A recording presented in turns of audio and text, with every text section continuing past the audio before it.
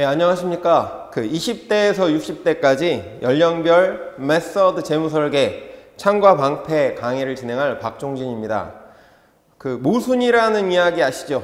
예전에 중국에서 창과 방패를 만들어서 팔던 상인이 있었는데 자기가 만든 창으로는 어떤 방패도 뚫을 수 있다라고 하면서 창을 팔았고, 자기가 만든 방패로는 어떤 창도 막아낼 수 있다 이렇게 팔았죠. 이렇게 했더니 지나가는 사람이 그럼 당신 창으로 당신 방패를 뚫어보면 어떻게 돼요? 이렇게 물어봐서 모순이라는 단어가 생겼다는 유래가 있는데요. 재무설계에 있어서도 마찬가지입니다. 잘 공격적으로 투자해서 수익을 내는 것도 중요하지만 나이가 들어갈수록 안정적으로 모아놓은 자산을 안정적으로 관리하는 것도 그에 못지않게 중요합니다. 그래서 그 두 가지에 대해서 어떻게 나이대별로 포커스를 맞춰서 해나갈 것인지에 대한 해답을 이 강의를 통해서 드리도록 하겠습니다. 오늘은 첫 번째 시간 백배기 자기 나이 법칙 편인데요. 본 강의는 7개의 강의로 구성되어 있습니다. 오늘 강의에 이어서 20대 인생 기초 다지기, 30대의 지출관리법, 40대의 수입관리법, 50대 상속 증여 플랜 수립, 60대 연금 확보, 그리고 보너스로 7강에서는 13월에 보통 월급이라고 하죠. 연말정산을 통해서 합법적으로 내가 소득세를 환급받을 수 있는 방법, 근로자 중심으로 해서 말씀드리도록 하겠습니다. 오늘 과정 개요로는요, 인생주기 재무설계, 흔히 생애주기 재무설계라고도 말을 합니다. 라이프 사이클에 따른 재무설계의 개념에 대해서 설명을 해드릴 거고요.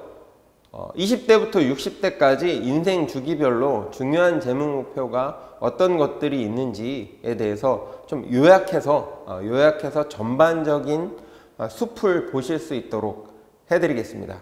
그리고 백배기 자기 나이 법칙에 대해서 이해할 수 있도록 설명해 드리고, 실제 수강생분들이 어떻게 내 재무설계에 적용해야 되는지에 대해서 예를 들어서 알려드리도록 하겠습니다. 본 강의를 들으신 이후에 얻을 수 있는 기대 효과로는 인생주기 재무설계, 라이프사이클 재무설계의 개념을 이해하실 수 있고요. 백배기 자기 나이 법칙을 이해하고 실제 본인의 재무설계에 적용하실 수 있겠습니다. 먼저 인생주기 라이프사이클 재무설계에 대한 개념 설명인데요. 그에 앞서서 재테크와 재무설계의 차이점에 대해서 설명을 해드리도록 하겠습니다. 재테크라고 하는 것은 재물재자에 기술이라는 단어의 의미를 가진 테크놀로지라는 영어 단어의 합성어, 신조어라고 할 수 있습니다. 그래서 굳이 해석하자면 재산을 불리는 기술, 이렇게 얘기하고요. 재무설계는 영어로 Financial Planning이라고 합니다. 직역하면 재무적인 계획이라고 할 수 있겠죠. 내 본인의 소득의 범위를 고려해서 그 소득 범위 내에서 소비와 저축 또는 투자를 어느 정도 비중으로 나이대별로 해나가서 전생에 걸쳐서 어느 시기도 재정적으로 어려움이 없도록 잘 분배할 것인가에 대한 얘기고요.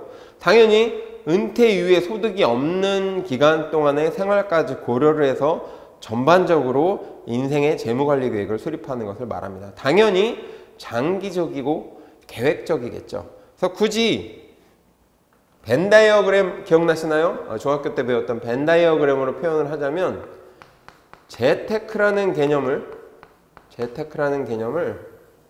재무설계라는 더 큰 범위가 포함하고 있다, 이렇게 이해를 하시면 좋을 것 같습니다. 그래서 재무설계에 재테크라는 개념도 들어가지만 재테크보다 좀 더 장기적이고 포괄적인 개념으로 재무설계라는 개념을 사용한다, 이렇게 이해하시면 좋을 것 같습니다. 라이프사이클 재무설계의 개념인데요. 이 가로축은 인생을 살아가면서 들어가는 이제 나이, 연령을 표시하고 있고요. 세로축은 수입과 지출 금액을 얘기하고 있습니다. 그래서 이 파란색의 점선으로 되어 있는 곡선은 나이대별로 소득 곡선을 나타내고 있습니다. 젊었을 때는 적게 벌다가 중년으로 갈수록 연봉이나 몸값이 올라가면서 높은 급여를 받다가 어느 정도 경제적 정년을 지나서는, 요즘에 임금 피크제도 있죠, 그죠?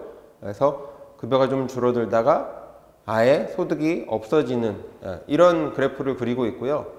지출곡선은 젊었을 때는 오히려 소득보다 지출이 크다가, 보통 결혼을 하면서 부채를 많이 안고 시작하죠. 전세보증금이나 그 조그만한 주택 구입자금, 원룸 구입자금 뭐 이런 것들을 대출을 받아서 하니까 처음에는 소득보다 지출이 더 크다가 중년으로 들어서면서 소득이 높아져서 지출보다 소득이 높은 구간이 있었다가 경제적 정년을 지나고 퇴직 연령을 지나게 되면 소득이 급격하게 줄어들면서 오히려 지출이 더 늘어나는 이런 그래프를 보여주고 있습니다.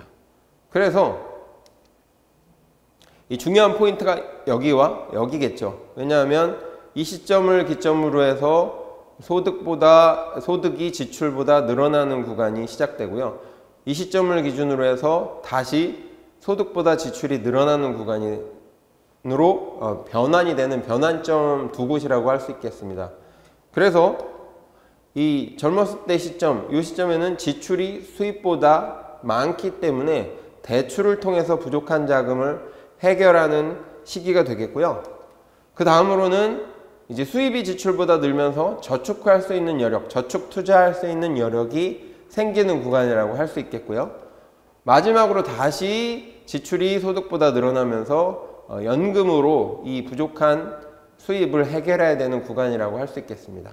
그래서 마이너스, 플러스, 마이너스 구간인데 결국에는 이 각각의 구간이 평준화될 수 있도록 재무설계를 해야 된다. 그게 이제 라이프 사이클 재무설계, 생애주기 재무설계의 개념이라고 할 수 있겠죠. 그래서 결국엔 이 플러스인 구간에서의 돈을 가지고 이때 대출받았던 거를 갚고, 또 한 가지는 마이너스인 이 구간, 은퇴 이후에 생활비가 부족하기 때문에 이때 여유가 있을 때 미리 가입해둔 저축, 뭐 연금 형태의 저축이 제일 많겠죠. 그것으로 부족한 생활비를 해결하도록 전생에 걸쳐서 재무설계 계획을 세우고 그거에 맞춰서 재정 수입과 지출을 잘 밸런스를 맞춰서 운용해야 된다라는 개념이 라이프 사이클 재무설계의 핵심이라고 할 수 있겠습니다. 두 번째 주제로 인생 주기별 재무 목표를 한 장에 요약해서 20대부터 60대까지 한번 살펴보려고 하는데요. 세부적인 내용까지는 다 말씀드릴 수는 없지만 다음 강의에서 보시면 되고, 이번 1강에서는 전반적인 숲을 살펴본다, 전체 큰 그림을 그린다 라고 생각하시면 되겠습니다. 자, 먼저 20대 사회 초년기에는 주요 이슈가 대학이나 고등학교 졸업, 그리고 그 이후에 취직, 그리고 어느 정도 결혼 자금을 모은 이후에 결혼을 주요 이슈로 하고 있습니다. 당연히 주요 이슈에 맞춘 재무 목표가 필요하겠죠. 그래서 재무 목표로는 결혼 자금과 주거 자금이 핵심적이라고 할 수 있겠습니다. 여기서 말하는 결혼 자금은 결혼식 자체, 뭐 결혼식 비용이라든지 피로연 비용이라든지 신혼여행 비용이라든지 뭐 약혼식 비용이라든지 이런 것들, 결혼 예물 비용이라든지 결혼식 자체에 대한 필요 자금을 말하고요.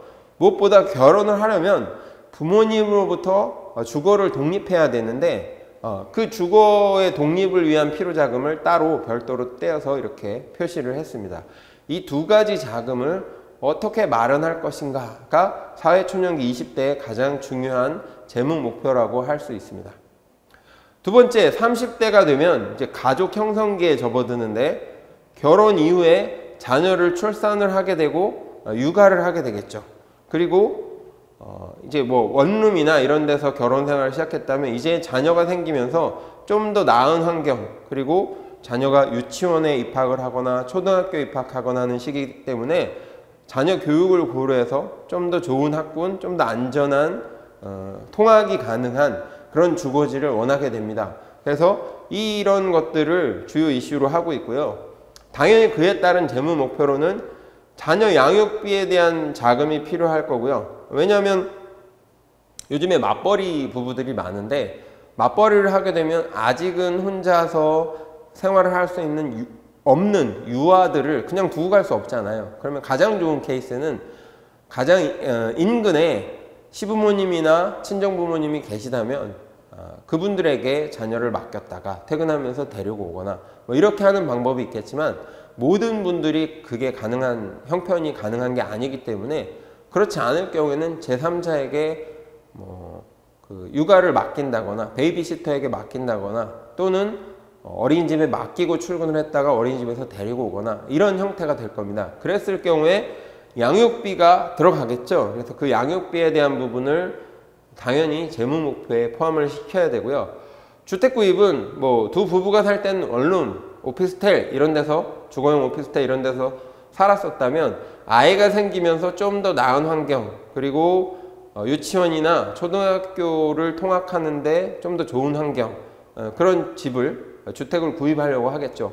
뭐 큰 평형이 아니더라도 30대에는 20대 평형, 20평형대의 어떤 주택을 구입을 하기 위해서는 아마도 원룸이나 오피스텔을 구입하는데 필요했던 자금, 또는 전세 보증금보다는 좀 더 큰 금액이 필요할 겁니다. 그 추가되는 금액에 대해서 어떻게 마련할 것인가를 반드시 재무적으로 준비를 해야 되겠죠. 그 다음에 주택을 구입하거나 하는 경우, 또는 결혼할 때 이미 대출을 받았던 부분에 대해서 부채 상환도 중요한 재무 목표라고 할 수 있습니다.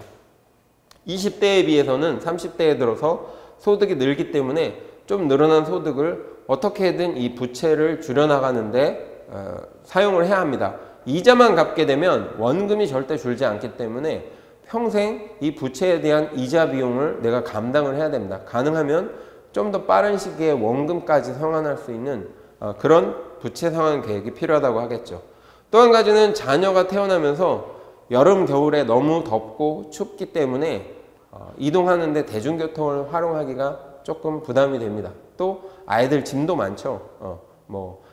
그 분유를 먹일 거라든지 기저귀라든지 이런 것들이 많기 때문에 통상적으로 차량 구입을 미뤄왔던 젊은 분들도 자녀가 태어나고 나면 자동차 구입에 대해서 신경을 쓰기 시작합니다. 필요하게 되는 거죠. 그래서 이 자동차 구입을 위해서 어떤 목돈을 마련해야 되는 그런 부분에 있어서도 중요한 재무 목표가 한 가지 더 추가된다고 할 수 있겠습니다.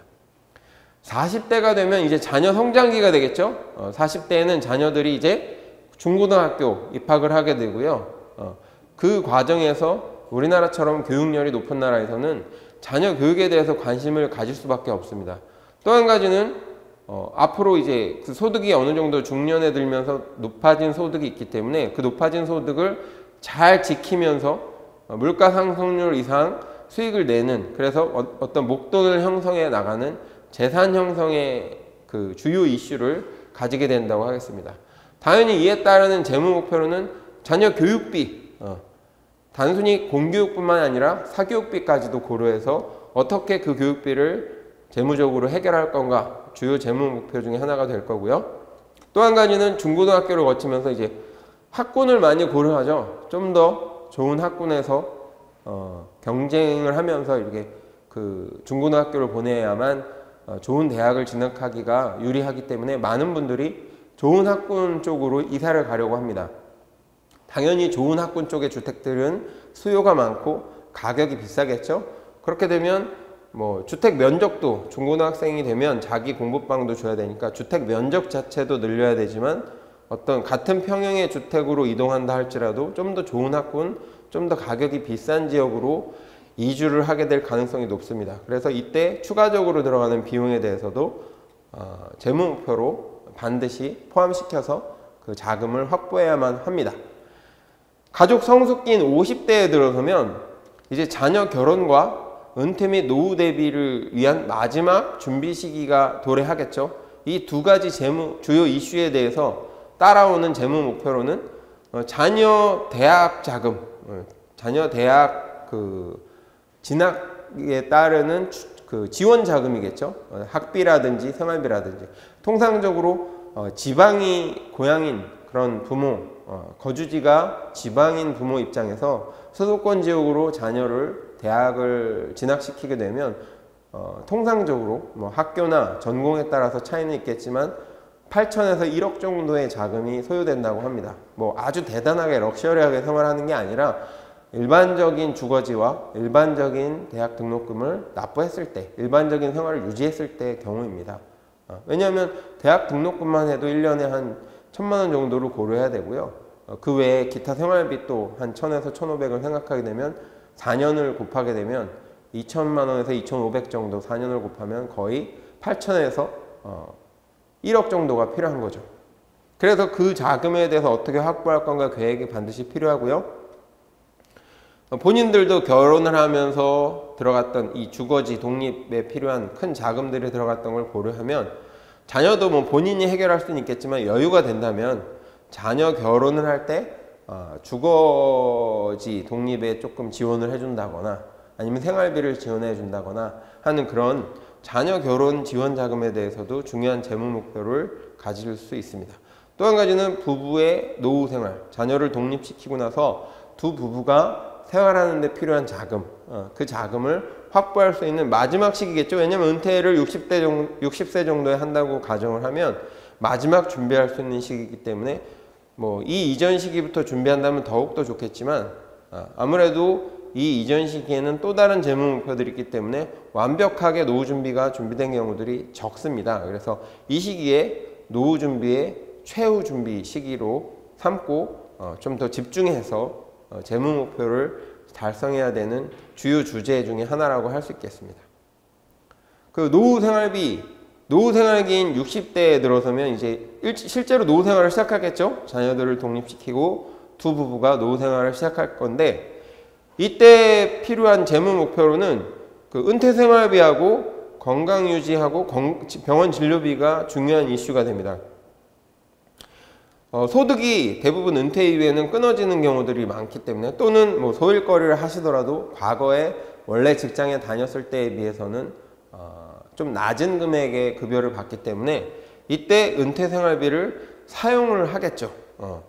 이때는 생활비를 마련한다기보다는 50대까지 준비했던 그 생활비를 좀 분배를 잘 해서 내 사망 전까지 잘 분배해서 나눠서 사용하는 것, 너무 무리하지 않게 큰 돈을 쓴다거나 너무 아껴서 내 삶의 퀄리티를 떨어뜨린다거나 하지 않고 적정하게 분배해서 사는 방법에 대해서 고민을 하셔야 됩니다. 또 한 가지는 만약에 은퇴 생활비를 잘 준비해 놨다 하더라도 노후 생활기 60대 이후에는 건강이 악화되는 경우가 많은데 건강이 악화됨으로 인해서 병원에 가고 그 진료비가 많이 들어간다면 실제 은퇴 생활을 위해서 준비했던 돈이 병원 치료비로 나가게 되는 경우가 많습니다. 그래서 은퇴 생활비와는 별도로 두 부부의 건강상 문제가 생겼을 때 그 병원비라든지 간병비라든지 이런 것들을 해결할 수 있는 병원 진료비에 대한 별도의 계획을 세워놓지 않으면 내가 계획했던 은퇴 삶의 질을 유지할 수가 없습니다. 그래서 두 부부의 병원 진료비를 고려한 건강보험도 잘 가입을 해놔야만 합니다. 물론 이 이전에 해놨어야 되겠죠. 60대 이후에는 이미 건강상 문제가 발생하는 경우가 많아서 가입을 하고 싶어도 가입을 할 수가 없고 또는 가입이 된다 하더라도 위험률이 높기 때문에 높은 보험료를 적용받는 경우가 많습니다. 그래서 가급적이면 그 이전에 잘 가입을 해놓은 게 더 좋습니다. 물론 더 좋은 건 건강 유지를 잘해서 병원 신세를 지지 않는 거겠죠. 그래서 이렇게 20대부터 60대까지 주요 이슈들에 맞춘 주요 재무 목표들을 포커스를 맞춰서 그때그때 잘 준비해 나가신다면 모든 인생에 있어서 경제적으로 또는 심리적으로 큰 어려움 없이 즐겁게 살아갈 수 있는 그 인생을 설계하는 데 도움이 많이 되실 겁니다. 자, 세 번째 주제로 백배기 자기나의 법칙을 살펴보도록 하겠습니다. 백배기 자기나의 법칙이라는 것은 말 그대로 내가 저축 투자할 수 있는 여유 자금 중에서 100배기 자기 나이를 뺀 숫자만큼을 그 비율을 공격적 투자에 할당하는 것을 말합니다. 그러면 공격적 투자는 뭐냐면 위험은 높지만 수익성이 높은 것에 투자하는 걸 말해요. 그 하이리스크 하이리턴이라는 말을 들어보셨을 겁니다. 하이리스크 위험이 높은 것을 말하고요. 하이리턴 높은 수익률을 말하죠. 높은 수익률을 얻기 위해서는 원금 손실 가능성이 높은 위험한 자산에 투자를 해야 된다. 즉 위험과 수익은 비례한다, 그런 뜻이죠. 그래서 예를 들면 자기 나이가 40세라고 했을 경우에 100 빼기 자기 나이 법칙에 근거하면 100 빼기 40, 즉 60만큼을 위험자산, 하이리스크 하이리턴인 자산에 투자를 하고 자기 나이만큼인 40% 비중은 안전자산에 투자하라, 그런 얘기죠. 즉 자기 나이가 많이 들어갈수록 위험자산에 투자하는 비중은 낮추고 안전자산에 투자하는 비중을 높여라. 즉 나이가 들수록 수익성보다는 안정성의 비중을 높여라, 이렇게 이해를 하시면 될 겁니다. 왜냐하면 나이가 젊었을 때는 투자할 수 있는 자금도 작을 뿐더러 투자를 하다가 실패했을 경우에도 내가 안정적으로 근로소득이나 사업소득을 받을 수 있는 기간이 많이 남아있기 때문에 뭔가 회복하거나 손실을 만회할 수 있는 기회들이 많습니다. 하지만 나이가 들었을 경우에는 그 기간이 짧아지면서 큰 실수를 하게 되면 손해보는 금액도 크고 그 손실을 만회할 수 있는 기간도 짧아져서 회복하기 어렵기 때문에 그렇습니다. 오늘 배운 것 요약해 보겠습니다. 스타트 파이낸셜 플래닝, 재무설계를 시작하자, 그런 뜻인데요.